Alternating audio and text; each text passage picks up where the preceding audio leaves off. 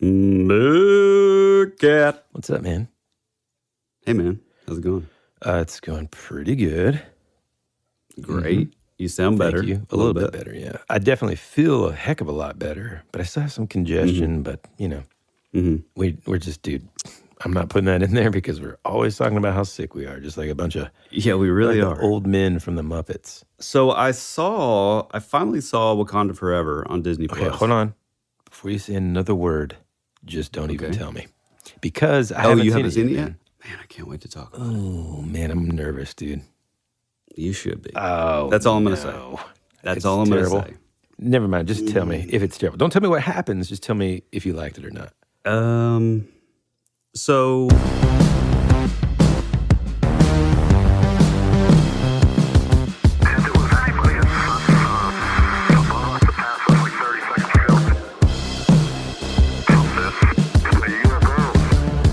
Howdy, folks. Welcome back to your favorite podcast, That Would Be Rad, a podcast that majors in 80s and 90s nostalgia, comic culture, all things paranormal, and minors in retro video games, tabletop RPGs, pre-internet mysteries, and raising our kids to be half as cool as we were back in the 80s.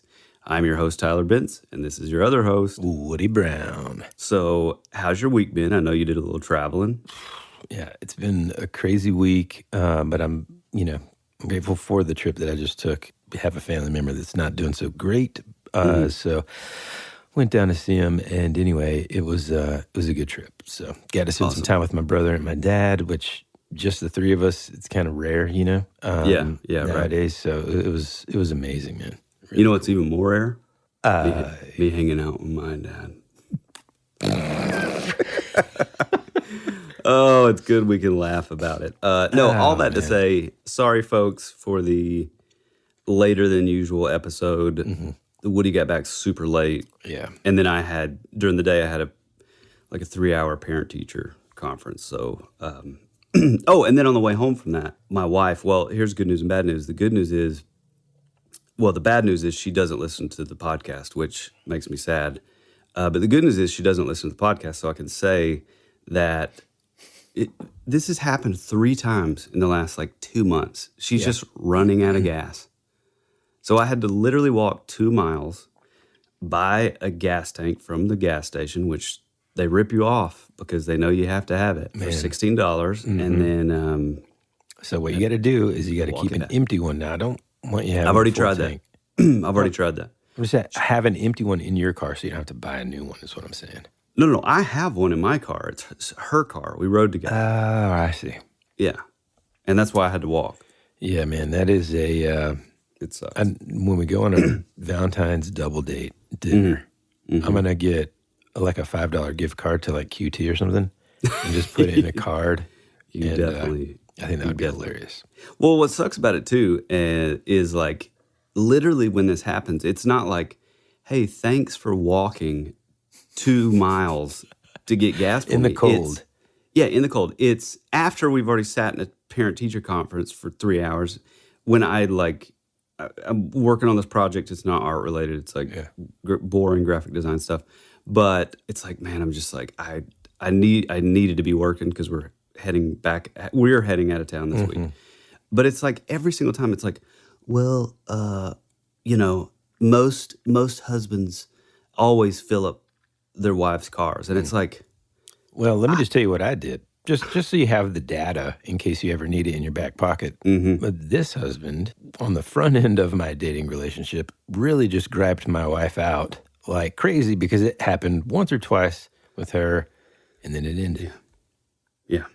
You understand? Mm-hmm. And I still if it's at a quarter tank, boy, we sound like a bunch of old men, dude. But I want to dive into this weird, random pre-internet mystery that I found. Ooh, okay. That I'm so glad you've never heard of it. Yeah, dude, I have no idea. This is one of those things, dude, that I don't know. I think there's a lot to say negative about the internet, but there's a lot of positive stuff too. And sometimes random things will sort of pop up based on your interest. And because I'm always looking for random pre-internet mysteries and just weird stuff, this kind of came into popped up on my radar essentially. And I'm so happy, like I said, that you've never heard of this. And I don't know how many listeners have either, so we're going to just dive in. After these messages, we'll be right back. This is Amy Poehler. My new movie, Disney and Pixar's Inside Out 2, is coming to theaters June 14th, and it's making me feel joy and sadness and anger, definitely some disgust, and I think a little fear.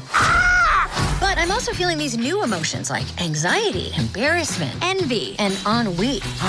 It's what you call the boredom. Okay, that one was weird. It's gonna be the feel everything movie of the summer. Disney and Pixar's Inside Out 2, rated PG, parental guidance suggested. Only in theaters June 14th. Get tickets now. America's future can be determined by our dreams and our visions. It was very intense, bright light. For over 200 years, there have been reports of giant man-like creatures. From another dimension, another world, I don't know. The most intriguing mystery on the North American continent. This is Joshua Cutchin, and you're at my home for weirdness. That would be rad.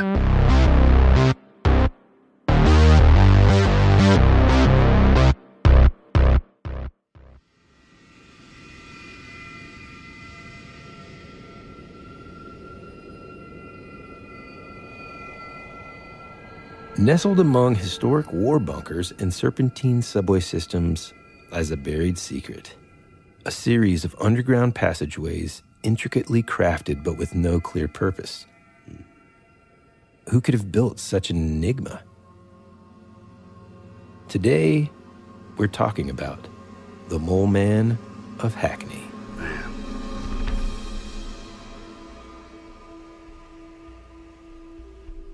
All right, so this is about a man named William Little, and that's in case you're taking notes.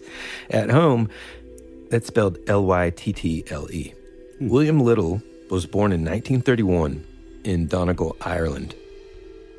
Now, not much is known about his early life except that he studied at Queen's University in Belfast and afterwards worked as an electrical engineer for the Bristol Airplane Company at some point in the 1960s. It's thought that perhaps after the company ceased operations in 1966, that he relocated to London with his wife and young daughter. They purchased an attached Victorian house in between the Dalston and Belvoir areas of Hackney and lived there for the next 4 decades. Relatively quiet life on this road called Mortimer Road. Again, not much is known about this time or exactly when his wife and daughter disappeared without a trace from his life. However, William became more and more eccentric and increasingly reclusive. His house and the outside of his property that once kind of just looked like, if you see a picture of this, folks, and you go back and you try to dig, you're going to see what it kind of looked like towards the end. But initially, it looked pretty normal. Kind of a beautiful house, actually. And again, it's like a Victorian house, really, really beautiful. But as time went on, the outside became more and more unkempt. And leftover carvings and weird pieces of stone would be just like out in the yard. Electronic trash and like sort of derelict... Almost derelict. No.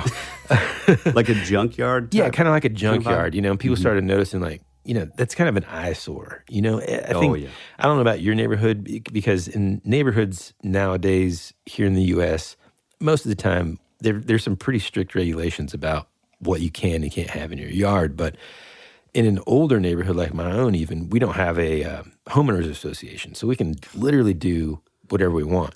And it's the worst. There's good and bad, man, because... No, there's not. Dude, that means that some neighbor... It is a ripoff. Some neighbor can kind of come in and have like a dang car just rusting in their front yard in my neighborhood. Whereas if that happened there, they would be fined. Yeah, but if we want to change like our shutter color, like I'm talking like 1 to 2 shades lighter or darker, we have to go through the entire council. Yeah. Now let me tell you what's even worse than that. One of my friends from work, listen to how crazy this one is. Clayton. They had to apply for approval to get an to change the color of an interior room, dude. You can't see it from the outside. You can't. Screw that. Yeah, no, right? No And way. So, I mean, anyway, so in some ways I'm thankful that I don't have that, but in others, you know, you don't really want all this junk out in the yards because it makes your house look, you know, it kind of reflects on your home as well. So, I mean, our neighbors directly next to us are doing renovations in their basement, and they did have, this is for you, Matt, if you're listening, they did have a giant like dumpster in their driveway for months. I thought it was funny, and I'm actually really surprised that nobody, you know, the HOA didn't like come down. Well, yeah, no, but it's the junk dumpster we had one too when we were doing reno. It's actually awesome, dude. You can put all kinds of crap in there. Anyway, we're getting off track here. So essentially, all this stuff started filling his yard, and he started like the sides of the house. He added some like odd shaped windows, and he even rented out some of the rooms of the house as well. And rumors started to kind of like circulate that this guy, William Little, was digging tunnels underneath his house and perhaps even further beyond just under his house. And people even reported seeing him emerge out of manholes in the middle of the street. And he would like come up and sort of quietly nod at them and then just go about his business, man, as if nothing weird had just happened. Well, real quick, I'm sorry. I just need some clarification. Yeah. So you're saying his wife and daughter like mysteriously went missing, or nobody really knows where they went. So they could have just like left him. They could have just left because he started getting intense. And we'll get back to this in just a minute. But yeah, as far as the public knew, again, because he was so reclusive, he was not a social butterfly. He just kind of kept to himself, and then sort of in the public eye started exhibiting this odd behavior. And I'm thinking that initially these rumors started because people, perhaps the young folks, typically like college-age kids that he would rent out rooms to, because, by the way, this house had 20 rooms. Whoa. And so it was like massive house. Yeah, large, very, very large. Wow. What's funny is like, for the most part, again, he moved here in the mid to late 60s, and then just rumors would kind of circulate about the guy. Nobody really knew. Well, the first real reports of the quote unquote mole man and his tunnels kind of came to light in the 1980s. And that's part of the reason why I love this story too, because it's pre-internet, it's 80s. Right. The residents of Hackney began to report strange noises and vibrations coming from beneath the streets.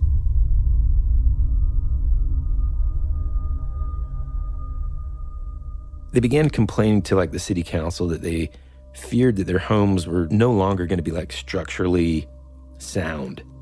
Because to them, it's like, man, if this guy's digging underneath our house or underneath our business, what's to say this thing's not going to cave in? Well, like sinkholes and stuff. Yeah, exactly. Now, initially, like the authorities were kind of like, okay, Miss Williams, you know, like whoever was complaining, like, we don't think that's going on. So they would kind of like come to invest. They didn't really put a lot of weight into all this until, well, two things happened. One, William Little, in one of his sort of digging expeditions, accidentally hit a 450-volt power line, which sort of knocked the power out for like blocks and blocks and blocks, which, of course, ticks people off. Yeah. Even worse, there was this main road, and it was like a super busy main road next to his property. And then in the middle of the day, it just like caved in.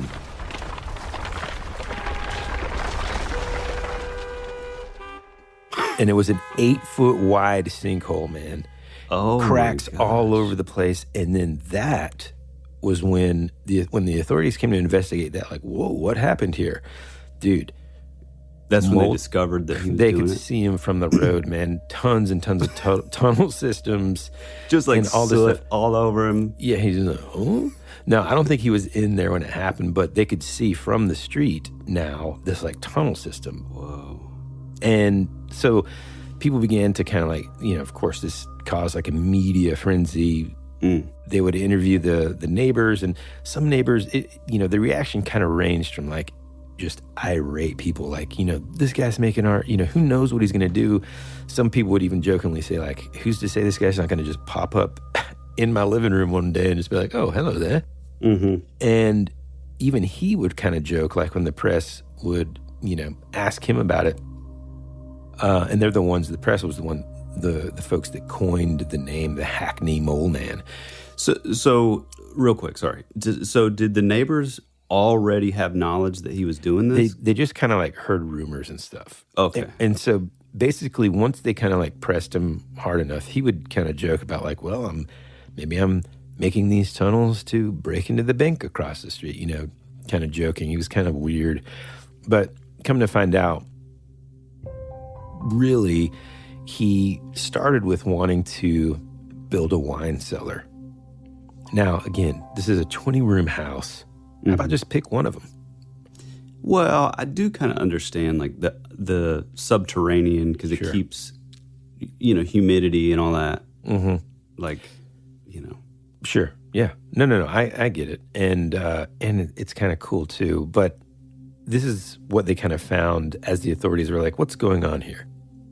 The tunnels went in multiple different directions right from underneath his house or property. I think it's over 10 separate directions from underneath his property, some over 20 feet deep and 60 feet long. I also found a source that said that some of the tunnels even like went like miles and miles and miles. Are you kidding me? And he just, he's been doing this for 40 years, man. The tunnels were like 7 feet tall. I was about to ask how big they are. 6 foot wide. They ran beneath homes, shops, the streets of Hackney. They were said to be like well lit, equipped with electricity. He lived in there. They were multi-level. They were also multi-level. There was these staircases that he carved out of stone. He had all this, like, all the stuff that he kept above ground essentially was junk that like didn't work for the tunnels that he had down there. He had TVs, man, stereos. Listen to this. Also, they found 4 like derelict cars down there. What? A boat, bathtubs, full furniture setups, a bookshelf that like, it's like it was his own little secret life, as if like living this, I don't know, like a childhood dream where he could just live underground, not be bothered by anybody. Some of the bookshelves, they said, were filled with like Tarzan stories and reams and reams of dangling cables and wiring and all kinds of stuff. And so he's, I mean, I was going to say, I bet he was hated in the neighborhood because, I mean, think about it. Once it was like confirmed that was what was going on. Yeah, dude. Well, but, I mean, it did say that at some points it was like 20 feet deep. So, I mean, if it's that deep, I mean, I would imagine that like, I mean, in some spots they said though that like the way that the wall was being held up was like old furniture leaning up against the... Jeez. It reminds me of like Fantastic Mr. Fox, you know? When right. Yep. in like the underground. And so, after that sort of cave-in, essentially the city came in and said, we're going to shut off. So they basically sealed off the entrances from essentially his house. And then, so they poured in some concrete to sort of seal those off and seal him off from like being able to like go in them. And like it was just sort of on their list of things to do later to kind of figure out, how far they went and what they needed to do to maintain safety for everybody else. Well, in that time, he kept messing around in there, man, and he eventually got evicted multiple times from the property. Finally, they evicted him, and in June 2010, he died. He passed away at the age of 79.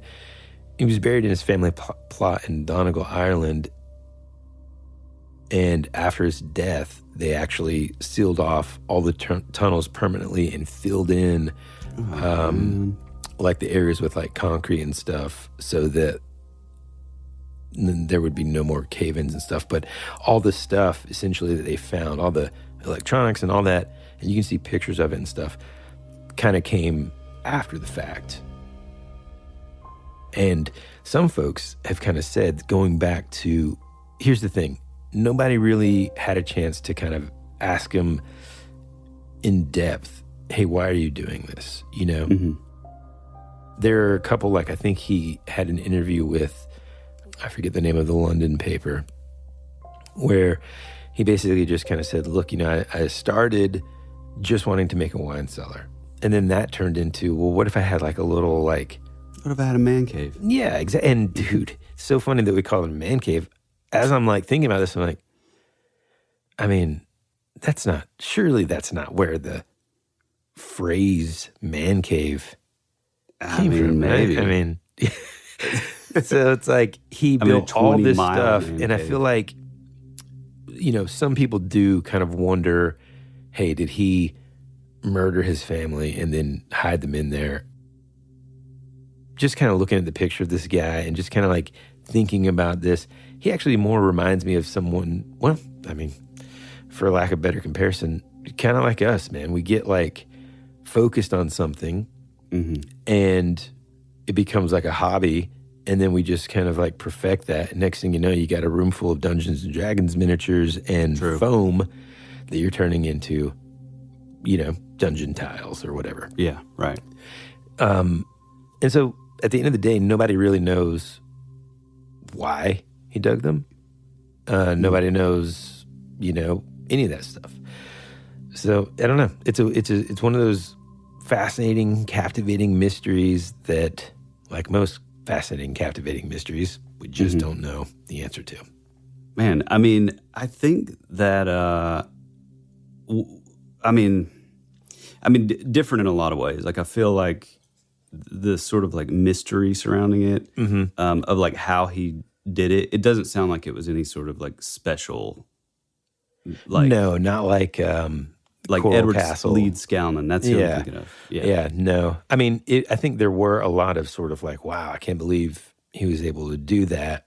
Like some really great I mean, the tunnels look craftsmen. really cool. Yeah. And I mean, it is somewhat of like a juvenile sort of wish to kind of have, I mean, because like we joke about it all the time. Like, let's say Ann and I are sitting on the couch and we're just talking about something. We'll just be like, the fun sort of thought exercise is like, what would you do if you won the Powerball or whatever? And you know, it's like hundreds of billions, right? And so you're like, I mean, my first answer is like, that's easy, man. Tunnels under, you know, like it's like it's like secret rooms and escape. It's like, I want the Batcave. Yeah, right. You know, were you here when we had like the? I feel like we've just talked about this. Were you here when we had like the blizzard of '94? Yeah, they called it here in Georgia. Yeah. So we had this really crazy, you know, like the most snow that we've like ever had here in Georgia. And I remember in my grandmother's backyard there were like snow drifts, and me and my cousin and another friend of ours, like. We were like, yeah, let's start making some tunnels. And like, there is an element of like this, like, I don't know, it's like this, there's something in our DNA, especially as like boys and like men, where once you kind of like get into this, much like what you're talking about, it's like, we just started out being like, hey, let's make like let's dig like a little like igloo type thing. But I mean, these drifts were huge. I mean, they were like 4 or 5 foot tall. They were like the snow was massive, and it became like a thing where like every single day we were going out there and like digging these tunnels. Yeah, it just kind of like takes hold of you. It's kind of like, you know, building a fort. You allow access to a stack of wood. Whenever I was a kid, and I was like, no problem, dude. We're going to build the best fort. Yeah, right. Of all time. And, you know, you might have splinters all over the place. I actually got one in the bottom of my foot because, like a dingus, I was standing on this fort barefoot as heck. And this, I mean, I'm talking like it was a shard of wood just in the bottom of my foot. It was awful. But anyway, yeah, that same kind of like thing. I mean, there's just something about building something and having like a secret fort in the woods that's yours, you know, for what? I mean, you know, but who cares? Yeah. It's like there's just something that you gravitate toward for that. And I don't know if it's because I swear we recently, was it last week's episode where we kind of talked about like underground tunnels and stuff? And did we talk about it? I feel like we did.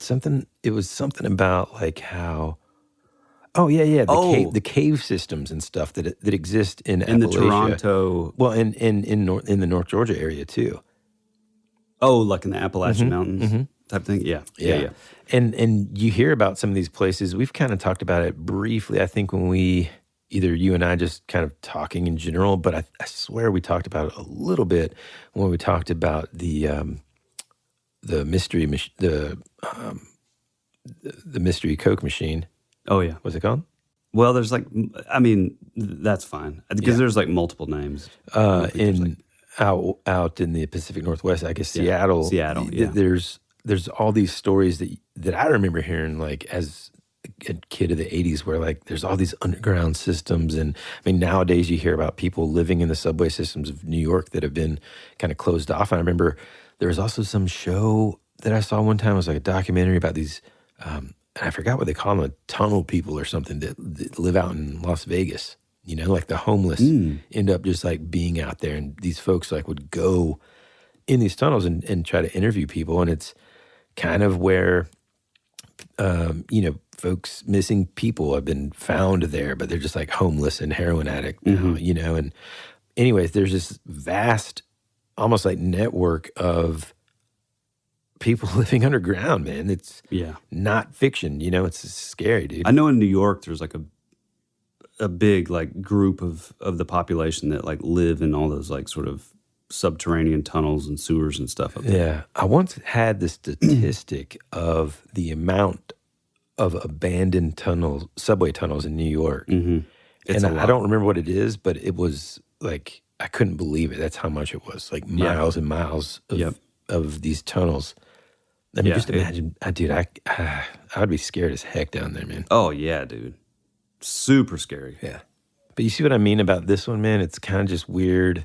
It's just sort of interesting. You know what I mean? No, it's awesome, man. That's great. I love that kind of stuff, man. Kind of want to go dig a tunnel, man. I mean, should we? I mean, for real, though, be serious. Okay. If you had a couple $100 billion, you're telling me that you wouldn't want like secret password? What about like a slide? You just press a button. Next thing you know, you're in your man cave. So I know that we were only going to run over that, but I have a short little story that I think can possibly tie in with this. And when we get back from the break, we're going to get into it. We'll return after these messages.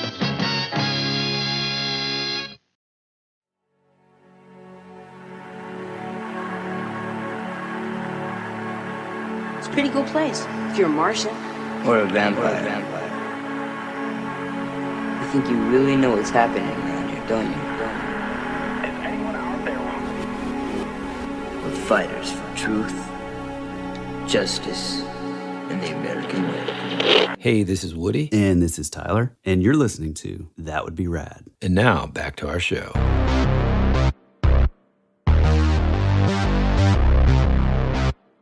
Okay, so my little story is one that I'd heard about like years and years and years ago, long before the podcast was even a twinkle in our eyes. And recently, my memory was refreshed. They briefly touched on this on one of our favorite podcasts, Expanded Perspectives. Cool. So the story takes place in Southwest Ireland. Ooh. In the Beara Peninsula. Okay, yeah. So basically, the story goes, there was a farmhand or a sheep herder type character who was walking down like a sheep trail, basically, where the animals where they naturally would sort of walk, And this takes place in 1835.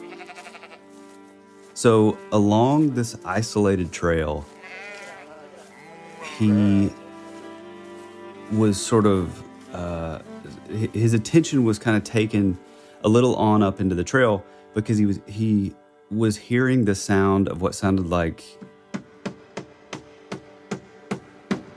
a hammer. And so as he continues on, he happens upon what looks to be like there's no other really way to say it, but a little man, like a little tiny man. And he's sort of like fidgeting with something, in his hands. And so it says, as he got closer, this little character, this little man, was so startled by the sheep herder's presence that he took off into the high grass. And it was super quick, like lightning fast. As he begins to kind of go after him, but then realizes like, no, this little character's long gone. But one thing to note is in 1835, it was a lot more sort of common for these people to believe in that. Much like we've mentioned before, like in Iceland, it's something like 85% of the population wholeheartedly believes in like the elves or the hinterfolk, the hidden folk up there.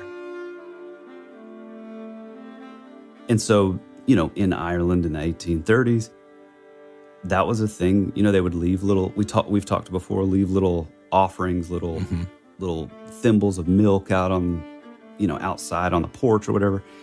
So anyway, as he goes to continue on his way, back on the trail, he happens to look down and realizes that this little character must have been a cobbler because there's a tiny 2.5-inch shoe left behind. Whoa. He reaches down, he examines it, 2.5 inches, very, very narrow. He believed at the time that it was like a true flesh and blood leprechaun. Yes. Yeah, which is amazing. So he would go on to take the shoe to a local physician. The doctor would end up turning it over to a prominent, like, Irish family, like, sort of in the community. They would hang on to it for a while and, keep it under lock and key kind of thing. I think this family still actually has it. They're called the Somervilles. And so in the late 1800s, there was an author and lecturer named Dr. Edith Somerville, and she would take the shoe with her to the United States on a lecturing tour. One of the stops on the tour was Harvard University. And as she stopped in, she requested that, people in like I don't know if it was like the lab or whatever, but she asked that it be examined. And so all of the, the biggest names in science, Harvard, it's such a prestigious school. They took a look at it. They did a bunch of testing. They would find out that the shoe was made of leather and it was perfectly crafted with tiny, tiny little eyelet holes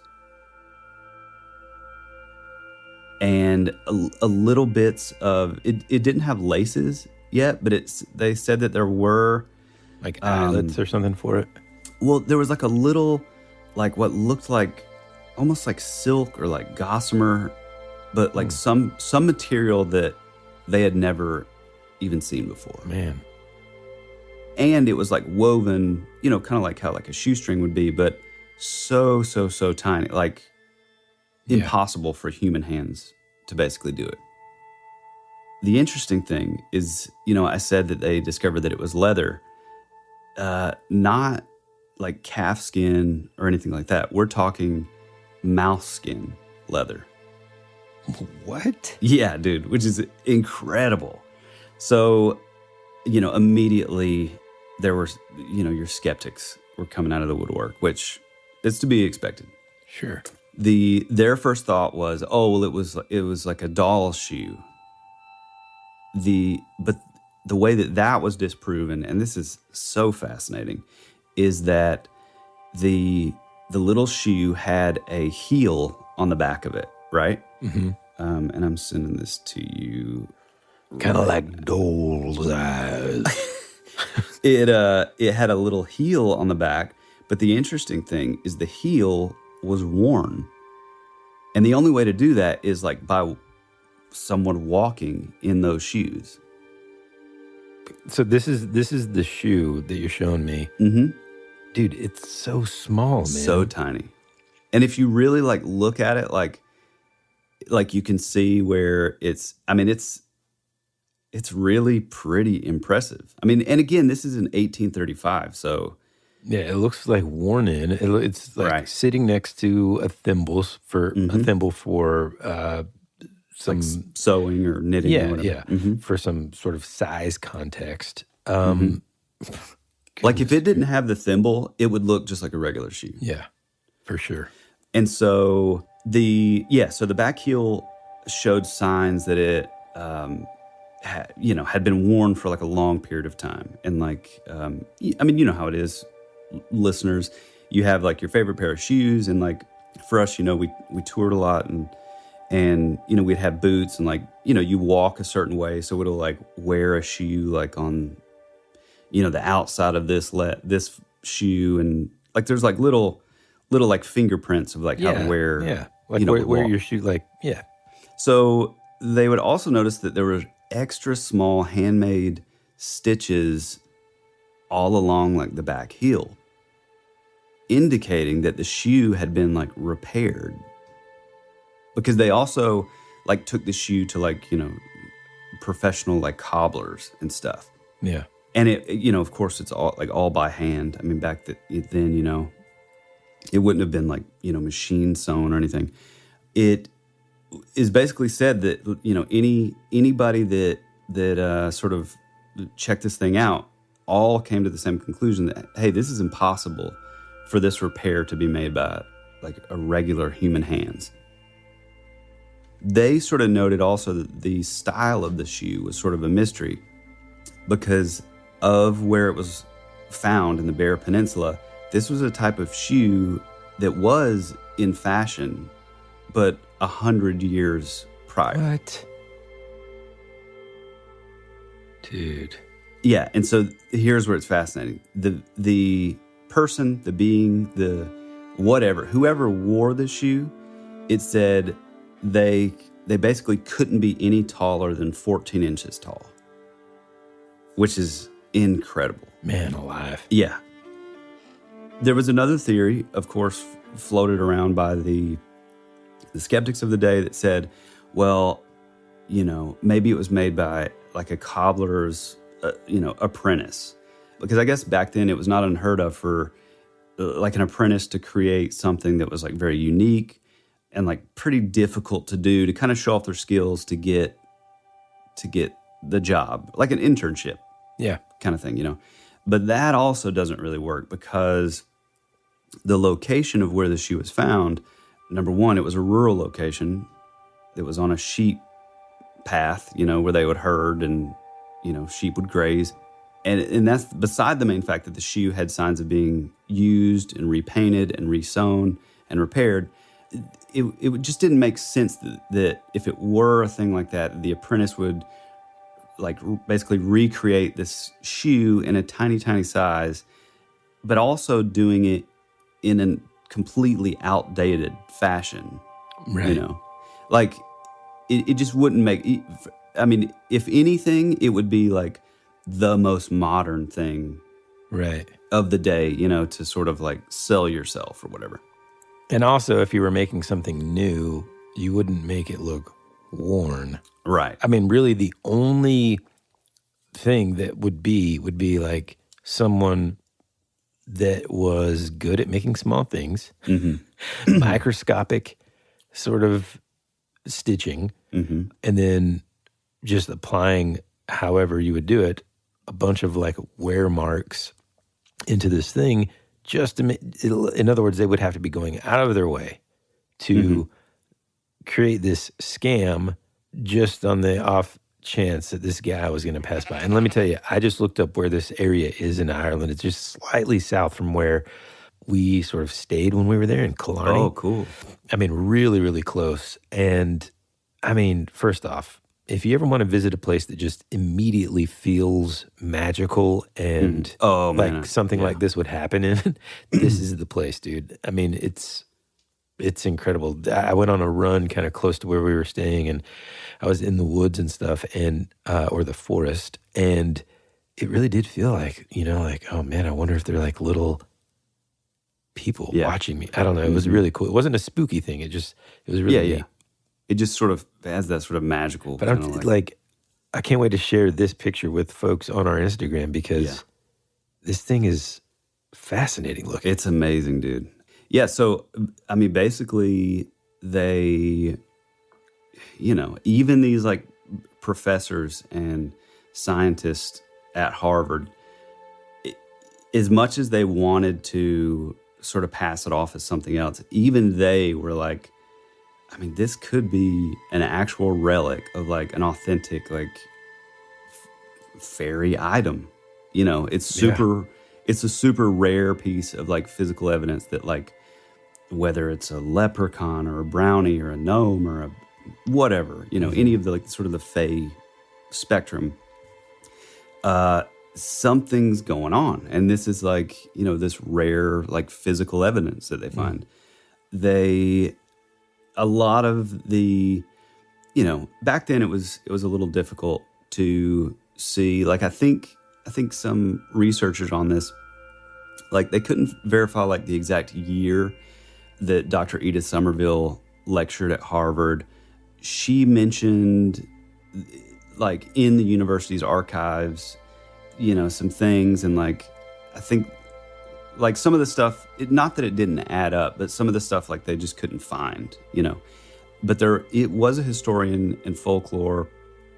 There's many that sort of wrote about the shoe, and there's a researcher who was writing about the south of Ireland named Thomas Crofton Croker, and he wrote I think it's in a book in 1824.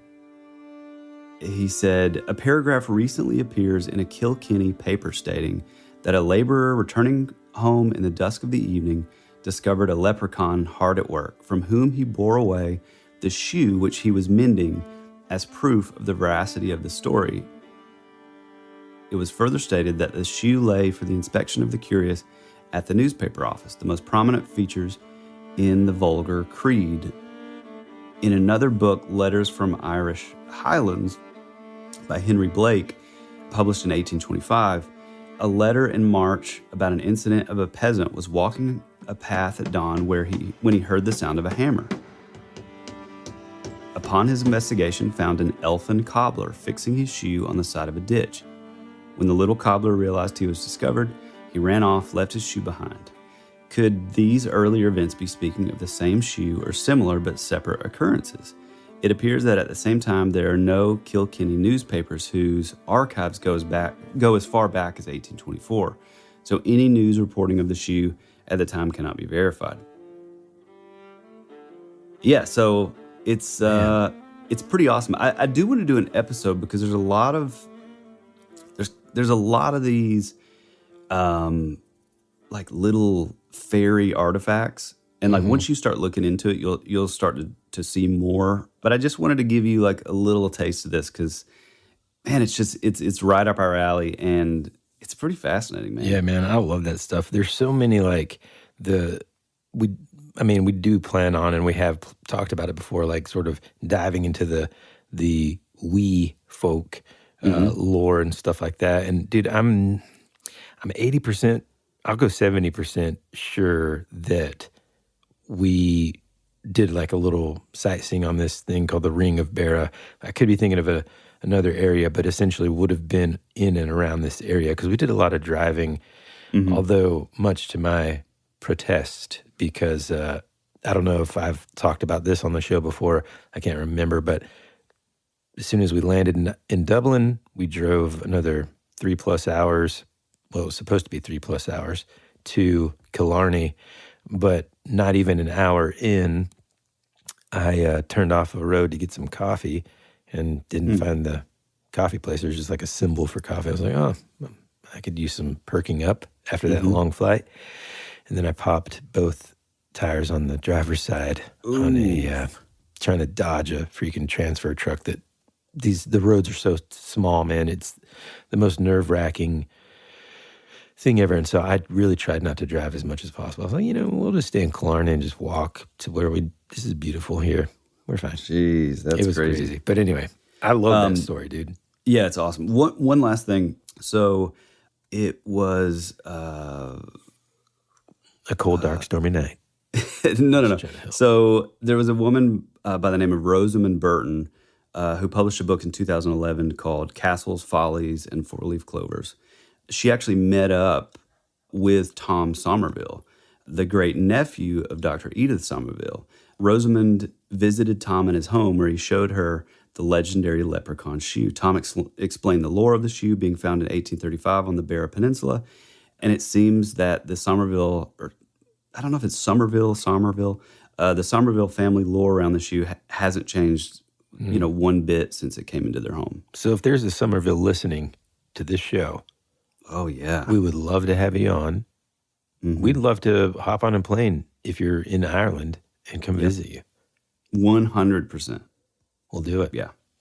Yeah, I would kill to see this little thing, this little mouse leather 2.5-inch shoe. The connective tissue between both of these stories is that, let's just for a second say that whoever this guy, either this guy saw someone that was just a fantastic cobbler that just happened to be perhaps a little person and, human, nothing sort of... well, he was 3 foot tall. Yeah, 3 foot tall, human. Maybe it's easier for him to cobble shoes that are smaller or whatever. But no matter what, it's like, even if it was full-on scam, right? It's still amazing and impressive.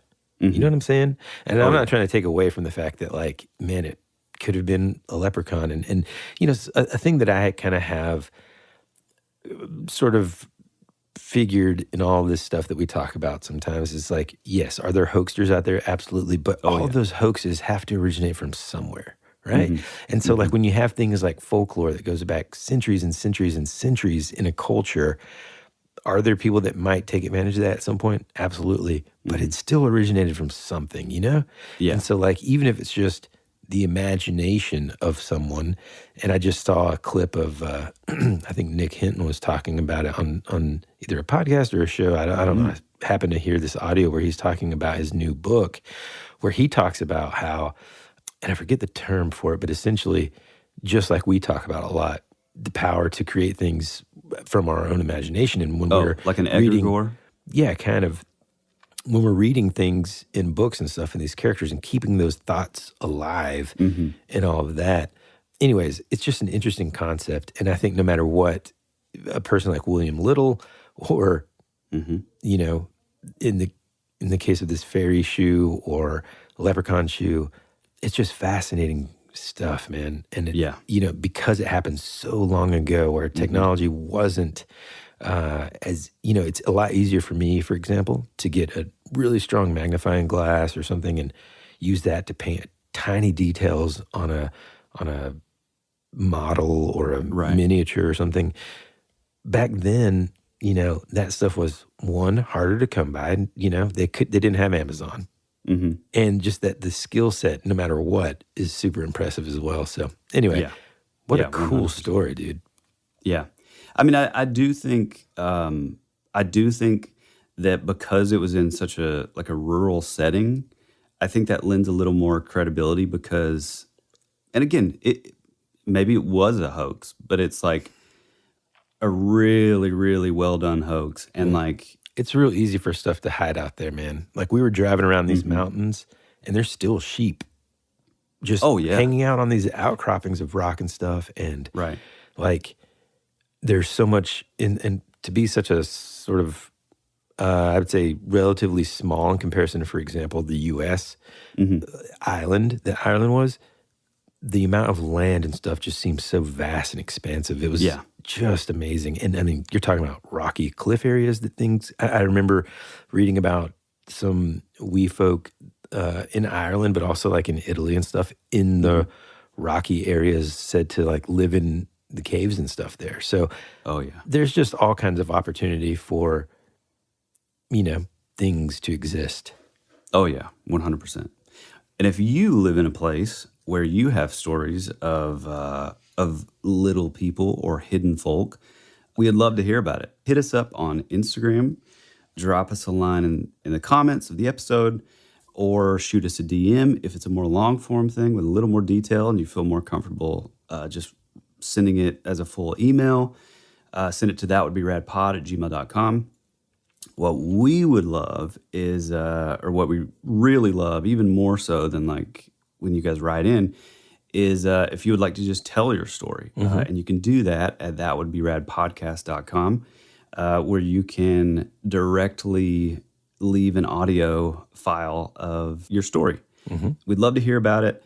Maybe an urban legend in your area, more localized stuff that the rest of the world may not have heard of yet. That's our bread and butter. That's the stuff that we absolutely love because, we love the big stories, your Mothman, your, Patterson Gimlin, Bigfoot. We love that stuff, but what we really love are those super, super localized, under the radar stories, urban legends, cryptids, what have you. That's like the gravy to our biscuit, Oh, yeah, it for sure is. Or the sugar to our grits. There you go. We're Southern, so that's... Now, hold on a second now. You can't say that. Dude, I don't put sugar in my grits. Oh, my grandmother used to always do it. Well, I will say, like, my grandmas are great about just, like, throwing sugar on everything. Yeah, that is true. My grandmother used to make, like, cheese toast with sugar on the top. Oh, yeah. Now, I have had that. And you want to know what else? There's two types of people in this world, Tyler. There's people that think there's enough sugar that comes in the Kool-Aid packet, and there's people like... Oh, no. I like our folks that just can't ever have enough. Yeah. They just keep on adding sugar to it. Oh, 100%. Yeah. Yeah, I don't think I've ever, whether it was my mom or my grandmother, I don't think I ever had Kool-Aid without adding like a if your cheeks don't lock up, you know what I'm talking about? Like right at the jaw area. If they don't lock up after that first sip because it's just so sweet. If your teeth aren't hurting. Yeah, or your teeth feel fuzzy.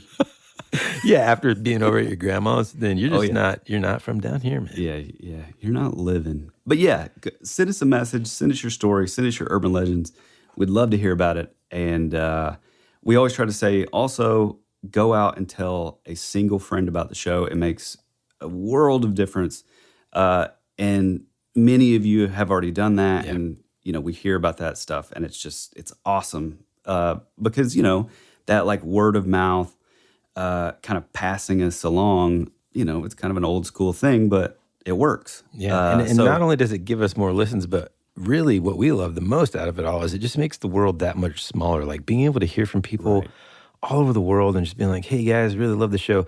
Not only does it just, make us feel amazing, but it's like now we have a friend in Massachusetts or Australia or Tasmania or Malaysia or, wherever it is. Which still blows my mind. It's incredible, man. And it's just, we love hearing from you folks. Yeah. Follow our link tree on Instagram. Go listen to us on whatever podcatcher you prefer. Leave us a 5-star review over on Apple Podcast. That makes a big difference. Over on Spotify. Buy us a coffee. Buy some merch. I guess that's about it. Anything else? I think that's it. I'm in the mood for some Kool-Aid, man. Yeah, me too. I'm ready for my teeth to be fuzzy today. Well, we love you. We appreciate you. And as always, be rad. That's the way it goes.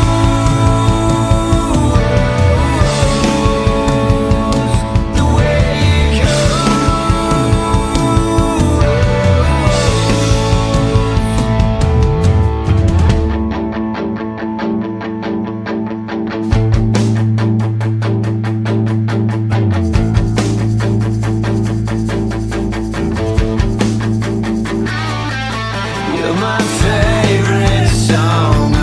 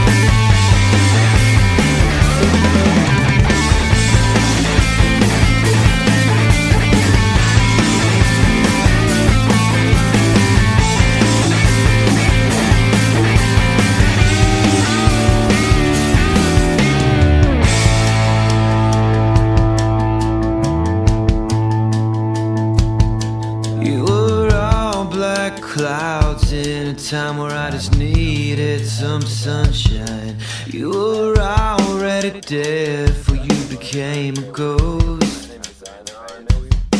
You always said our future would be a parade of flowers, but now all that's left is a single rose.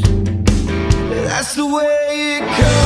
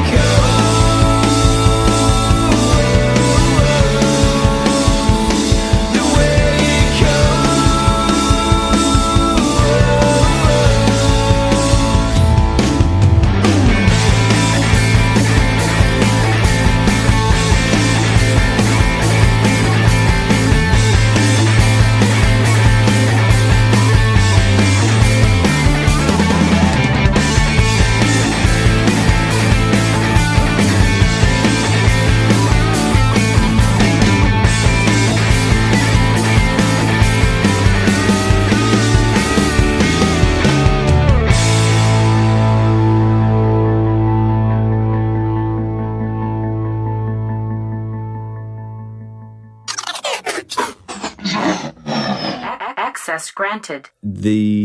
I understood going in like the obstacles they had because obviously Chadwick Boseman died, all that, but it kind of sucks because it's like it feels like there's like a which is to be expected. There's sort of a shadow over the whole movie, so there's like this sort of sad, melancholic kind of like thing, which is I get it, but I feel like they didn't actually get into like him passing. Really, like the whole. I feel like as, the whole trailer is like a funeral procession. Well, it's hard to explain because it is, but then it isn't at the same time. Huh. It's bizarre. It's I don't know. I do got to say this. I think there's a new character. Okay. Who is a character.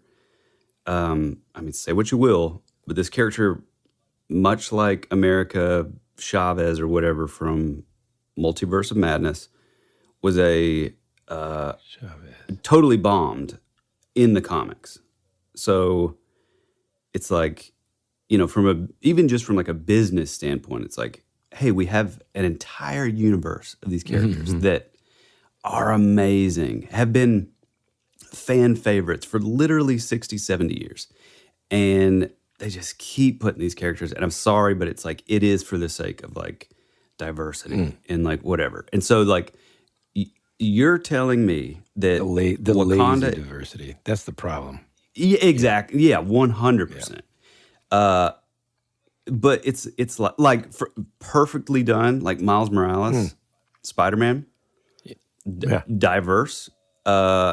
But the way that they like handled him, the way they sort of flipped it, so it's like, oh, well, it's like his mom's Puerto Rican, his dad's black, and he's a cop. He's in New York. He's a cop. Brooklyn. He goes to, and Miles goes to like a private like science school. It wasn't like the typical like, oh, it's an inner city kid without a dad, and it's yada yada yada.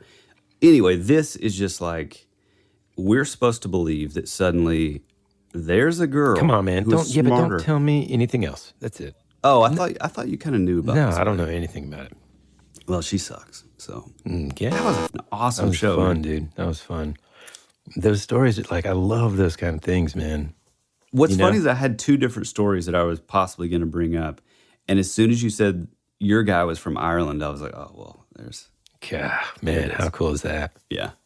We got to go back. I got to go back to Ireland, dude. Dude, I would love. That's like Ireland and like Scotland are like. I'm not joking, dude. There's this like cloud cover as the plane's landing, and just after we got underneath the clouds, where you could see, it was like I can't even explain how like emerald it was, dude. It was the greenest green. It's just the magical. No joke, and I'm not joking around. Yes, I could live in Italy, but I think it would get on my nerves. The beep beep beep, Dude, Italy, Rome is the hottest. Oh yeah, I know, man. I've ever been. But Ireland, man. Yeah. incredible. You'd be too cold there, but me and Courtney would like it. Does it get really cold? It's weird, dude. The weather swings like left and right within the same day. Yeah. You just have to pack like layers, man. And all the people, dude. My gosh, dude. It's just incredible. Anyways, I got to run. Yeah, dude. Me too. Well, hey, man. Safe travels, dude. Oh, thanks, pal.